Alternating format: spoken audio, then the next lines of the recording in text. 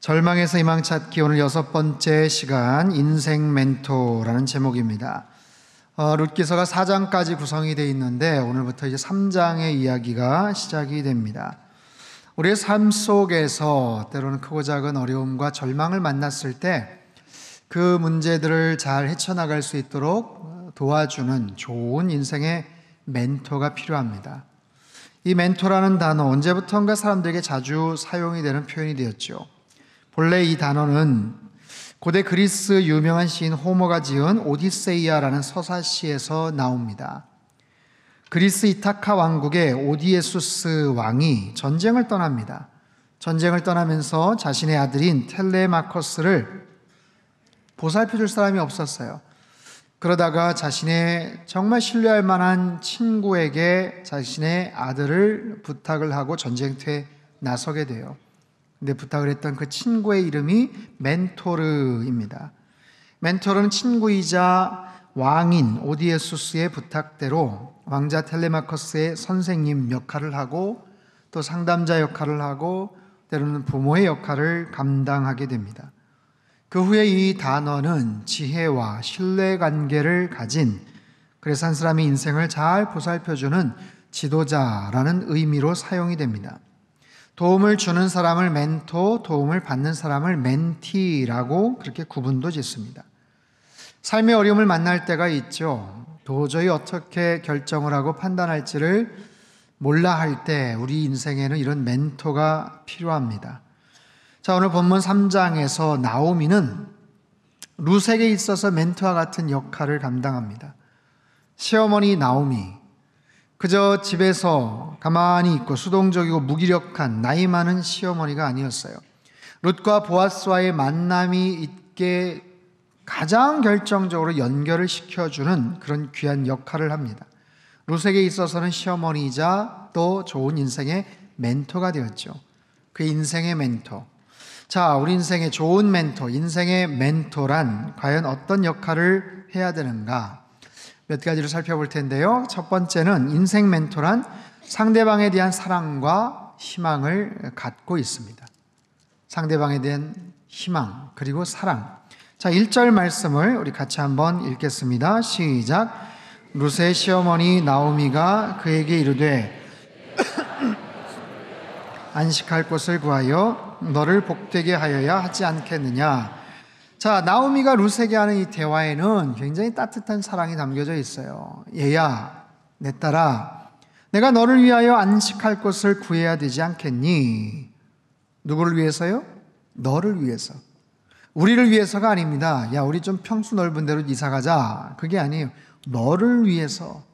너를 위해서, 너의 인생의 행복을 위해서 내가 좋은 안식처를 찾아봐야 되지 않겠나라는 거예요.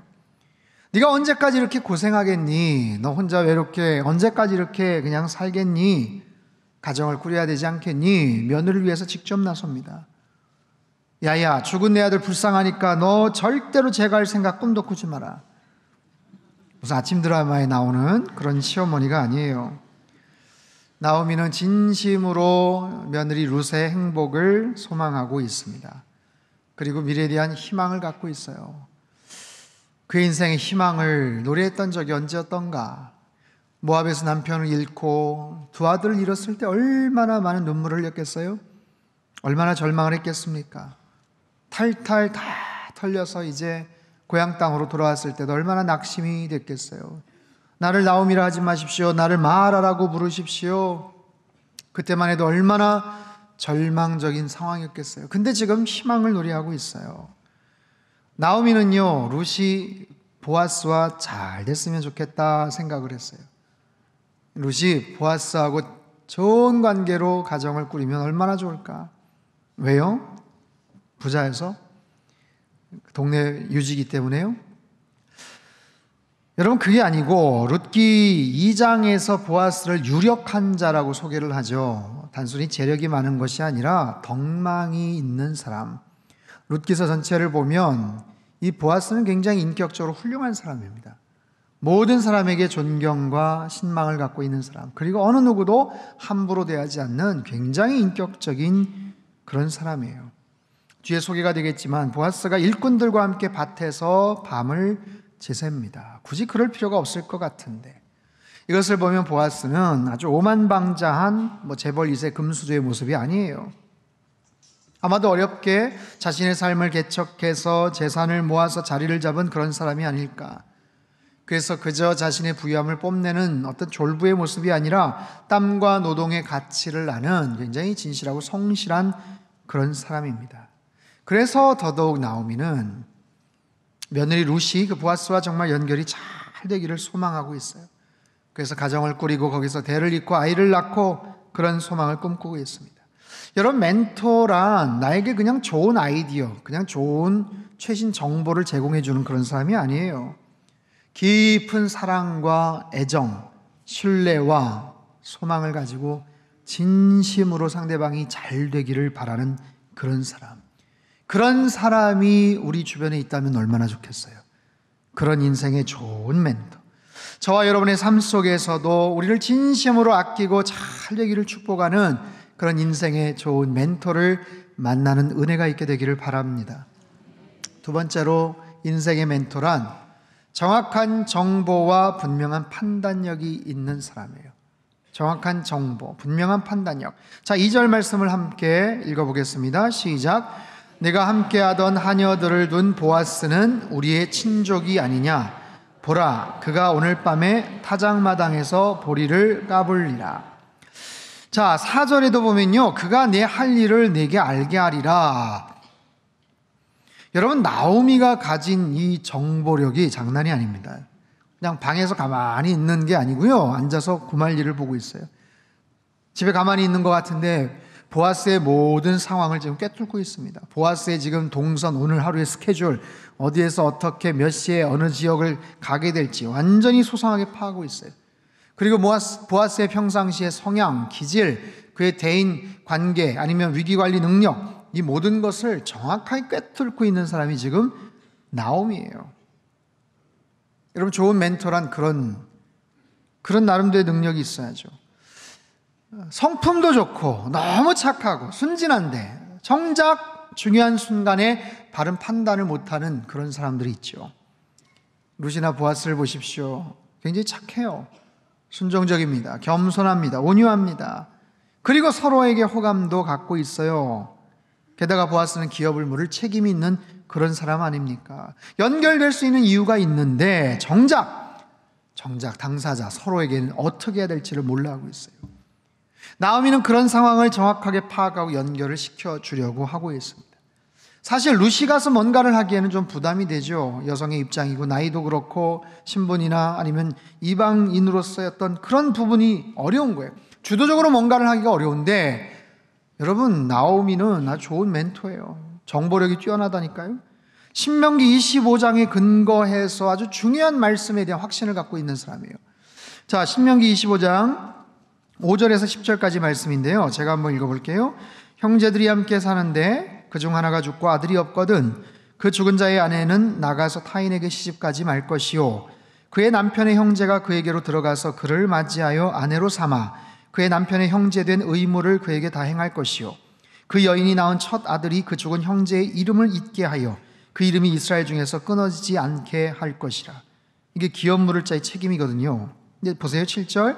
그러나 그 사람이 만일 그 형제의 아내 맞이하기를 즐겨하지 아니하면 그 형제의 아내는 그 성문으로 장로들에게로 나아가서 말하기를 내 남편의 형제가 그의 형제의 이름을 이스라엘 중에 잊기를 싫어하여 남편의 형제된 의무를 내게 행하지 아니합니다 할 것이요, 그럼 그 성읍 장로들은 그를 불러다가 말할 것이며 그가 이미 정한 뜻대로 말하기를 내가 그 여자를 맞이하기를 즐겨하지 아니하노라 하면 그의 형제의 아내가 장로들 앞에서 그에게 나아가서 그의 발에서 신을 벗기고 그의 얼굴에 침을 뱉으며 이르기를 그의 형제의 집을 세우기를 즐겨 아니하는 자에게는 이같이 할 것이라. 이스라엘 중에서 그의 이름을 신 벗김 받은 자의 집이라 부를 것이라. 여러분 보십시오. 기업 물을 자의 책임이 있어요. 형제가 죽으면 그 형제의 또 다른 형제가 대신 아이를 낳아줘야 되는데 그게 하나의 나름대로의 제도인데 본인이 싫다는 거예요. 나는 그러기 싫다는 거예요. 책임이 있고 의무 규정이 있지만 그것이 이행되지 못하거나 문제가 있을 때는 오히려 여인이 나서서 적극적으로 상황을 해결할 수 있는 그런 부분이 있어요. 자, 지금 보아스는 먼저 말을 건네지 못합니다. 왜냐하면 나이 차이가 좀 났던 것 같아요. 그래서 좀 미안한 마음이기도 하고, 그리고 결정적으로는 자기보다 더 가까운 친족이 있어요. 그래서 그 사람에게 먼저 우선권이 있습니다. 그러니까 자기는 먼저 나서지를 못하는 거예요. 룻은 어떻습니까? 룻이야 뭘 알겠어요. 뭐 이방 땅에 와서 뭐가 먼저 어떻게 돌아가는지를 잘 모르죠. 그래서 나오미가 나섭니다. 자, 좋은 멘토란 정확한 정보와 문제 해결 능력을 갖고 있어야 되는 거예요. 그래서 정확하게 판단할 수 있도록 도와주는 거죠. 여러분, 이런 사람이 우리 주변에 있다면 얼마나 좋겠습니까? 지난 4월 18일 날 75세의 일기로 세상을 떠난 미국의 빌 캠벨이라는 분이 있어요. 빌 캠벨, 혹시 여러분 아십니까? 이분 세상 떠난 거 아셨어요? 누군지도 모르시죠? 저도 잘 몰랐어요, 사실. 국내에서는 잘 알려져 있지 않았는데, 이 사람이 죽었을 때 미국 실리콘밸리가 큰 애도에 빠졌습니다. 왜냐하면 죽었던 애플의 스티브 잡스, 지금 세계 최고의 기업이죠, 아마존의 CEO 제프 베조스, 구글의 창업자인 레리 페이지, 세계에서 가장 중요한 기업의 총수들이 이 사람에게 도움을 청했어요. 즉 그분들의 멘토 역할을 했던 사람이 바로 빌 캠벨입니다. 한두 사람도 아니고 정말 지금 세계 가장 핫한 기업의 총수들. 이 빌 캠벨은요, 70년대 한 대학 미식 축구팀 코치였고요, 광고회사 그리고 코닥에서 근무를 했어요. 1983년 애플 마케팅 부사장으로 일하면서 두각을 나타냅니다. 하지만 그렇다고 엄청난 기업의 CEO도 아니고 대단한 경력이나 업적을 남긴 그런 사람도 아니에요. 그럼에도 불구하고 세계 굴지의 가장 최고의 기업의 총수들이 이 사람을 만나고 싶어서 안달이 났어요. 살아있었을 때 스티브 잡스도 주말마다 1시간씩 그에게 고민을 털어놨다고 합니다. 도대체 무슨 이유로, 이 사람이 어떤 조언을 했길래였는가? 자, 기라성 같은 당대 최고의 리더들에게 아주 중요한 핵심들을 잘 코칭을 했어요. 몇 가지를 말씀을 드릴게요. 첫 번째, 제품이 뛰어나지 않으면 마케팅은 소용이 없다. 당신들 아무리 광고비 많이 쓰고 여러 가지 마케팅 애쓰지만 제품이 뛰어나야 가능하다. 무조건 좋은 제품 만들어라. 두 번째, 회사는 신뢰를 먹고 산다. 절대로 대중들에게 신뢰를 잃으면 안 된다. 요즘 아시아나나 대한항공 기업 이미지가 굉장히 추락하고 있어요. 정말 별것 아닌 문제였지만 그런 위기 관리를 잘 못했고 정말 얼토당토한 어떤 그런 모습으로 인해서 막대한 손실을 지금 치르고 있지 않습니까? 세 번째, 새로운 시도를 하지만 자리 잡은 사업을 희생시키지는 마라. 뭔가 새롭게 시작하는 건 좋지만 이미 자리를 잡은 것을 완전히 갈아엎고 하지 마라. 위험하다. 네 번째, 회사의 정체성을 설계하라. 그 회사 탁 하면 떠오를 수 있는 그런 제품들, 브랜드를 잘 개발을 해라. 이를테면 아이폰, 맥북, 아이패드, 한눈에 봐도 애플 제품이라고 딱 생각할 수 있는, 그 사람들에게 호감을 가고 또 사랑을 받을 수 있는 그런 제품들. 바로 이런 구체적인 조언을 해줌으로 인해서 수많은 기업의 임원들, 총수들, CEO들이 할 수 있는 한 그와 더불어서 이야기를 하고 조언을 받기를 원했다라는 거예요. 이분도 사람들과 이야기하는 것을 좋아했고요, 자기의 조언에 의해서 사람들이 성장하는 것, 기업이 성장하는 것을 굉장히 기뻐했다라고 합니다. 자, 사랑하는 성도 여러분, 만남은요, 하나님이 주신 선물이고 축복이에요. 특별히 우리의 만남은 하나님이 주관하시는 줄 믿습니다. 여러분, 기업인에게 있어서 이 빌 캠벨과도 같은 사람을 만난다는 것은 얼마나 큰 행운이겠어요. 삼중고를 겪었던 헬렌 켈러가 설리반 선생을 만난 것은 얼마나 큰 축복입니까? 룻에게 나오미와의 만남, 나오미에게 있어서 룻과의 만남은 얼마나 아름다운 만남입니까? 하나님께서 우리의 삶 속에 좋은 만남을 허락해 주실 수 있기를 축복합니다. 삶의 어려움 속에서 정말 단비와 같은, 그리고 기가 막힌 좋은 인생의 조언을 들을 수 있는 그런 멘토들을 여러분 만나실 수 있기를 바랍니다. 세 번째로, 인생의 멘토란 가장 정확한 타이밍과 일의 방법을 알고 있습니다. 정확한 타이밍, 그리고 일의 방법. 3절과 4절 말씀을 우리 같이 한번 읽겠습니다. 시작. 그런즉 너는 목욕하고 기름을 바르고 의복을 입고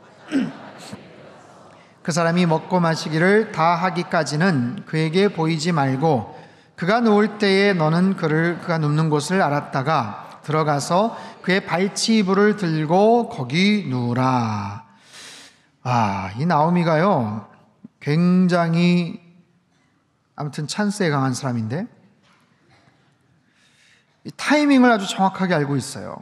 굉장히 좀 도발적이고 뭐랄까, 3절을 보시면 너는 목욕하고 기름을 바르고 의복을 입고 그가 눕는 곳을 알았다가 슬쩍 슬그머니 발치불을 들고 거기 누워라. 그러면 상황은 끝난다. 너무 노골적인 거 아닌가요? 이거 참 설교하기가 참 힘든 그런 부분인데, 여러분 이상하게만 생각을 하시면 안 돼요. 이거 괜히 이상하게 생각하지 마시고 여러 가지 의미가 있어요. 목욕을 재개한다라는 것은 뭔가 새로운 일을 시작할 때 결단하고 새로운 마음을 품는다, 이런 쪽으로도 여러분 생각을 하실 수가 있는 겁니다. 자꾸만 어떤 그런 쪽으로만 생각을 하실 필요가 없는데, 자, 왜냐하면 나오미는요 굉장히 상황 판단력이 빠른 것 같아요. 그리고 결단력이 있습니다. 곡식 타작이 끝나는 추수 말미에 한층 기분이 업돼 있을 때 더구나 보아스가 일꾼들과 함께 야외 취침을 한다고 하지 않느냐. 야, 이것만큼 좋은 타이밍이 어딨니? 뭐 이런 거예요. 여러분, 당시에 타작법은 이렇습니다. 대개 곡식단을 타작마당에 펴놓고 조심스럽게 밟거나 두들게, 우리 옛날 도리깨 같은 걸 이렇게 치지 않습니까? 나달들이 후두둑 떨어지죠. 그럼 그걸 모아가지고 바람에 불리는 대로 이렇게 휙 펼치는 거예요. 이걸 까부른다라는 얘기인데, 그런 바람에 의해서 겨나 지푸라기들이 날아가죠. 나달만 남게 되죠. 우리 농사법이랑 크게 다르지 않아요. 근데 그러기 위해서는 반드시 필요한 게 바람이 불어야 되는 거예요. 바람이 필요해요. 당시 팔레스틴 지역 여름에는요 오후 늦게 바람이 불어요. 5시 이후에 해질녘쯤 해가지고 바람이 붑니다. 그래서 대개 그때서부터 떼약볕도 피할 겸 그때서부터 본격적으로 작업이 시작이 되는 거예요. 며칠간 지속이 됐겠죠. 그럼 거기서 밤늦게까지 일하고 거기에서 그냥 노숙을 하고 또 일어나서 일하고, 그런 식으로 며칠 지속이 되다가 지금 이제 마지막 날이에요. 오늘 마지막 날, 추수가 이제 완전히 끝이 나는 날, 얼마나 기쁘겠습니까? 그래서 함께 모여서 추수 끝나면 같이 모여서 잔치도 벌이고 함께 거하게 먹고 마시고, 거기에 이제 보아스도 같이 참석을 하고 함께 기쁨을 누리는 거예요. 그 상황을 지금 나오미가 포착을 한 거죠. 그래서 밤에 한켠에 잠을 잘 때, 얘야, 너 가서 슬쩍 발치 쪽에 가서 살짝 누워. 굉장히 노골적이고 부끄럽죠. 망신당할 수도 있죠. 그런데 말씀드렸잖아요. 기가 막힌 정보력을 갖고 있다고. 보아스의 모습과 인격과 말을 볼 때 그 사람은 놀래도 너한테 결코 망신 줄 사람은 아니야. 시끄럽게 할 사람 아니야. 야, 이거 뭐야, 불 좀 켜봐, 이거 뭐 난리 났어, 이럴 사람 아니야. 자, 분명한 의사소통을 할 수 있는, 뭔가 사인을 보낼 수 있는 절호의 기회다. 보아스가 먼저 할 수도 없고, 그렇다고 루시 네가 나가서 뭔가 할 수 있는 기회가 없으니까 이 타이밍 놓치지 말자라는 거예요. 쉽지 않죠. 쉽지 않아요. 여인이 먼저 나가서 먼저 그렇게 이야기를 하고, 이건 참 어려운 얘기긴 합니다만 어찌 됐든 간에 나오미가 볼 땐 둘도 없는 좋은 찬스였다라는 거예요. 여러분, 이게 계기가 돼서 두 사람이 연결이 됩니다. 결국 자, 한 사람이 한 사람을 좋아하는 호감을 갖고 있어요. 근데 서로가 어찌할 바 몰라서 어정쩡하게 막 있을 때 중간에 그것을 중재해 줄 수 있는 누군가가 좀 필요한 거예요. 여러분, 어떻게 다 능력이 좋으셔서 그냥 알아서 다 하셨나요? 잘 한번 생각해 보십시오. 누가 좀 중간에 좀 매개 역할을 했었던 혹시 그런 분들도 계시죠? 그런 거예요. 그때 누구한테 조언을 구하고 아이디어를 구하고. 저도 좀 생각을 해보니까 제가 제 아내 만났을 때 좀 얘기를 해도 될까요? 네. 97년 6월 2일에 처음 만났습니다.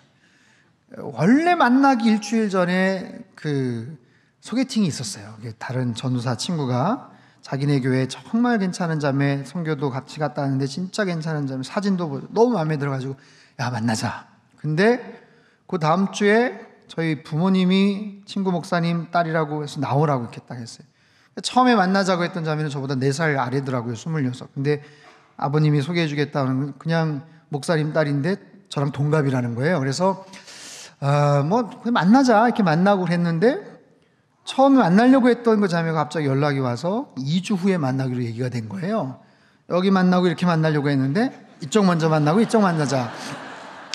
네, 그래서 이제 아무튼 나갔죠. 이렇게 나가면서도 다음 주도 있으니까 이렇게 딱 기대를 했는데 너무 마음에 든 거예요. 너무 마음에 들어서 제가 만나고 기숙사에 오자마자 소개해 주겠다는 그 친구한테 야 다음 주 캔슬이다. 나 거기 안 나간다. 잘했죠 여러분. 네.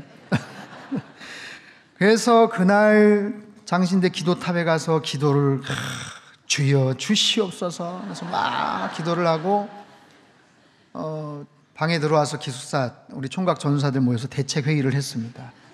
야 선본자매가 너무 마음에 드는데 이거 어떻게 할까? 다음 주에 만나기로 약속을 했는데 다음 주에 가서 내가 어디 가서 뭘 하고 뭘 먹고 그 다음에 어떻게 이야기를 하고 중요한 게 2번째 만남입니다. 2번째 만남. 왜냐하면 얼떨결에 2번째 만남까지 약속을 잡을 수 있는데 그 다음을 계속 할 거냐 말 거냐를 이제 판단을 하거든요. 그 2번째 만남이 굉장히 중요한 거예요. 어떻게 내 마음을 슬쩍 비추면서도 계속 만남을 연결시킬 수가 있을까? 한참 전도사들 넷이서 그냥 그거 가지고 기도도 안 하고 아무튼 열심히 고민을 하던 차에 누가 그 얘기를 하더라고요. 헤어지기 전에 성경 공부를 같이 하자고 그렇게 말을 건네라. 속보이긴 하지만 계속 만나자는 거 아니에요. 마음에 든다는 얘기 아니에요. 그래도 전도사니까 영적으로 근사해 보이고 야 그게 좋겠다. 완전히 신의 한 수인 거예요. 그래가지고 그렇게 가서 얘기를 하겠다고 하고 2번째 이제 만나서 2번째 만나고 한참 얘기를 하고 어느 타이밍에 얘기를 할까 고민을 막 하고 주저주저 하다가 얘기를 딱 하려고 했는데 정색을 하면서 저한테 할 말이 있다는 거예요. 그래서 저는 저 앞으로 그냥 안 만나는 게 좋겠습니다. 이런 얘기가 나올까 봐 굉장히 긴장을 했는데 뜻밖에도 전사님 앞으로 저랑 좀 계속 성경 공부 좀 하시면 어떨까요? 제가 너무 당혹스러웠어요. 이건 내 대사인데 이건 내가 해야 될 얘기인데 이쪽에서 먼저 얘기를 하나. 그래가지고 제가 못 이기는 척 뭐 그럽시다 해가지고 그 다음 주부터 이제 성경 공부를 시작합니다. 어디서부터 했겠어요? 창세기부터 했겠죠. 창세기부터 이제 계시록까지 갈 생각을 하고 아무튼 그렇게 해가지고 연결이 돼서 이제 결혼에 골인을 했죠. 아무튼 그 당시에 신학교 기숙사에서 같이 머리를 맞대고 참 전략회의를 했던 그 전사님들 참 고마운 마음을 갖고 있는데 여러분 그런 거예요. 살다 보면 누가 자기 머리 못 깎는다고 이제 자기 혼자서 어떻게 해결할 수 없는 문제들 누군가 좀 더 객관적으로 보고 정말 축복하는 마음에서 좋은 따뜻한 이야기 조언을 해줄 수 있는 그런 사람이 있다는 거 여러분 얼마나 큰 축복입니까? 룻은요 시어머니의 이 말에 어떻게 반응을 했을까요? 다소 민망하기도 하고 쑥스럽기도 하고 여러분 쉬운 일은 아니에요. 어머니 아무리 그래도 그렇죠 제가 어떻게 먼저 그러겠어요 싶을 수 있는데 룻은 굉장히 순종적입니다. 5절과 6절 말씀 우리 같이 한번 읽죠. 시작. 룻이 시어머니에게 이르되 어머니의 말씀대로 내가 다 행하리이다 하니라. 그가 타작마당으로 내려가서 다 하니라. 어머니의 말씀대로 행하겠습니다. 그리고 그 명령대로 다 했어요. 룻은 철저하게 순종적인 여인입니다. 자, 좋은 멘토를 만나는 것도 큰 축복이지만 좋은 멘토가 가이드를 해줬을 때 그대로 그 타이밍에 잘 따라하는 것도 굉장히 지혜로운 일이에요. 룻은 그렇습니다. 어머니의 하나님이 나의 하나님이 될 것입니다. 어머니의 백성이 나의 백성이 될 것입니다. 어머니가 가시는 곳에 나도 거할 것이고 어머니가 돌아가셔서 묻히는 곳에 나도 묻히겠습니다. 이렇게 다짐하고 충성했던 그 며느리가 이 어머니의 조언에 거부할 이유가 없겠죠. 사랑하는 성도 여러분, 우리에게 이런 좋은 인생의 멘토가 있다면 얼마나 좋겠습니까? 결정적인 순간 나에게 가장 가장 정확한 조언을 해줄 수 있는 누군가가 있다면 얼마나 좋겠어요. 여러분, 그런 상황에서 누구에게 조언을 구하십니까? 한자 성어에 불치하문이라는 한자 수거가 있어요. 그래서 뭐냐면 아랫사람에게 물어보는 것을 부끄러워하지 않는다라는 뜻이에요.